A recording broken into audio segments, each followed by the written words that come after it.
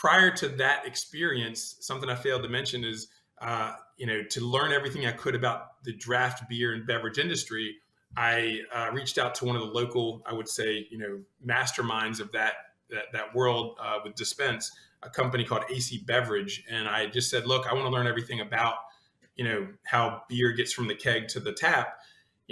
What can I do? And he said, well, we're not hiring right now. I was like, well, great. I'm not looking for a job. I said, I was like, I'm willing to come work for free. Like, just show me how you do everything. And so he said, well, we're doing a big project tonight. You want to meet me off the exit, 43 or whatever in 95? And I was like, yeah, that's right near where I live. So I get in the car with him. We end up working from we get to it's like Eastern New Jersey or whatever. We get there and we work from 8 p.m. to 9 a.m. So it was an all-nighter, my first night working for free. But I learned a ton. And then I got to meet some of his team, and I got to go on a few more projects. And I learned a lot about the draft beer world, the industry, how things work, the evolution. Yeah. And that, I think it's important to put yourself out there, at any point in time to learn and be willing to just do it for free. Like, it's not about trading dollars for hours. It's about trading, time for knowledge, Okay. Cool. Equipment on that one. That was a good one right there. Yeah. Yeah. So you did this while you're still working full time, satisfying. No, so there was a gray area where they basically, they saw some emails in my draft folder of my, I guess they were able to see not that I was sending emails from Modus, but that I had draft emails to bar owners in, saved on my server, but I was not sending it from there. And I was meeting them outside of business hours, but they basically said, look, we can see you're doing something else, but, and I said, well, they're just in my draft folder. What does that prove? And they said, well, we can tell you've mentally checked out and whatever. So that kind of closed that door. And then for a few months, I was able to do some more staffing outside of the, just direct with some of my previous customers. I didn't have a non-compete or anything. So it allowed me to experiment, with what I was, trying to figure out the next stage.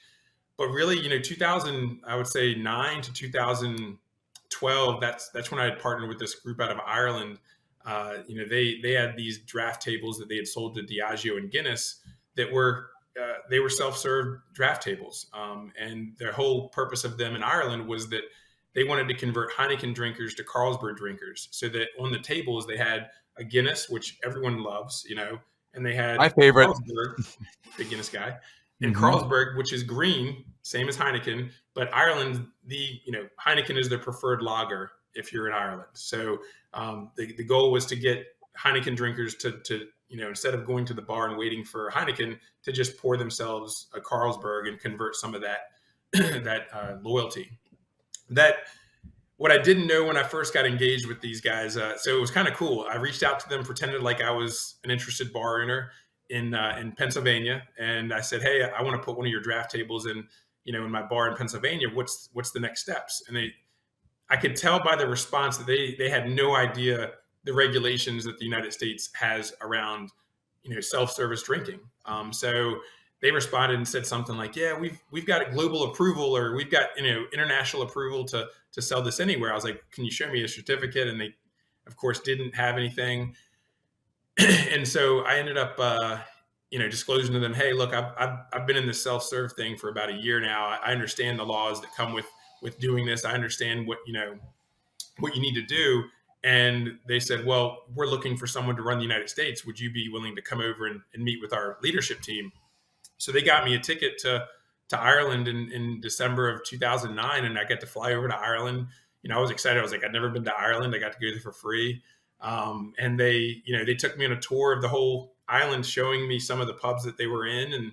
And I actually got to be a part of an installation. And then that spurred things off. That's when I became an employee again, I guess you could say, with them. And it was the worst rookie contract anyone's ever signed. Not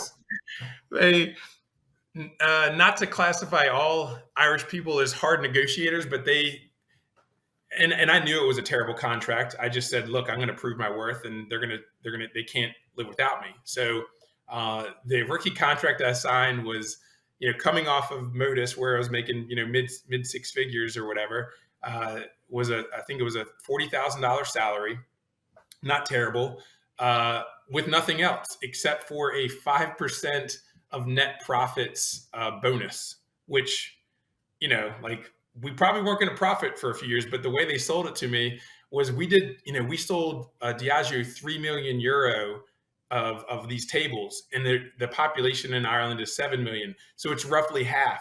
So if the United States is 300 million people, you should do 150 million or so, maybe 100, just to be conservative. I was like, okay, this is that. I don't believe in those numbers, but let's go. Okay. So that was the next Let me chapter. And that prove was it. I love your mindset there, Josh, around let me prove my worth. And another a great learning lesson that you're kind of sprinkling along the path here. So thanks for that. Sorry to interrupt. Please go ahead. no, it was definitely a unique experience, but there was no clear map to growing that concept in the United States. Plus, there was a lot of different challenges. Like in Ireland, they made one sale to one distributor, Diageo, that was worth 3 million. In the United States, that's illegal. You cannot sell to the distributor to give to the end customer, because we have different laws in the United States that ensure that the little guys have just as much an opportunity as the big guys. Ah, So that was an oversight on their part. I don't think they understood that you could not sell to a distributor and they couldn't give it away to a bar or pub. That was a very different mindset. So all of my sales had to be direct to the end customer, and if they could supplement that cost of sales by like the people at Mother's did, then that's up to them. I had another customer. They were like, I said, "Why are you putting Guinness and Miller Lite?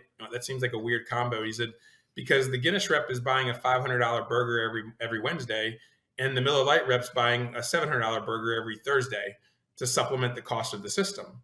So there's ways around it, I guess you could say. I'm sure they've tightened it since that. That was 2010.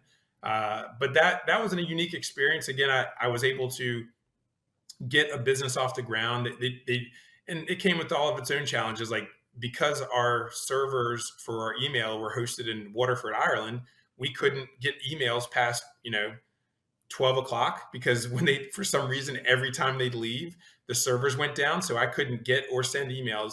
So, I think some people would just sit there and complain like, "Oh, this stinks. I can't send or get emails. Can you guys fix this?" I just went out and bought another website and started using that email as the way I was communicating to people. And then, that solved that problem. We weren't relying on their poor, technical savvy. So then we grew that company from like 800,000 or 200,000 the first year to 800,000 the second year, to 1 point. We were on pace to do 1.6 the third year.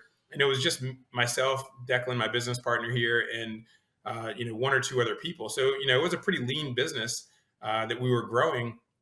But then the sun set on the Irish company in regards to their financial problems, which we were not made aware of, and we found out through my business partner's brother that they had filed for bankruptcy and they were going into receivership.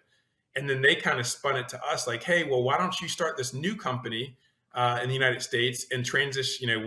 We'll start this up, fresh." And then at the same time, they asked us to take down all the locations of our current customers, because they didn't want essentially they owed Diageo money. So they had sold 800 beer tables to Diageo. Diageo said, "Look, we're having problems with them. Can you, and they were warehousing the tables, and they said, if you want to buy some of them back, you can just buy them back as you sell them or ship them out of inventory." Well, every time we got 40 tables, I was paying them, $3,000 a table when I'd sell it. They weren't giving the money to Diageo. So when Diageo did a stock take, they were like, "There's 176 tables missing. You owe us, 3,000 times 176. And they were like, "We don't have that." And then that's when they filed for bankruptcy. And, that was, I got stuck in the middle of that. And that's where Declan and myself decided, look, we like the direction we're going as, the company, but we don't like the people we're in business with.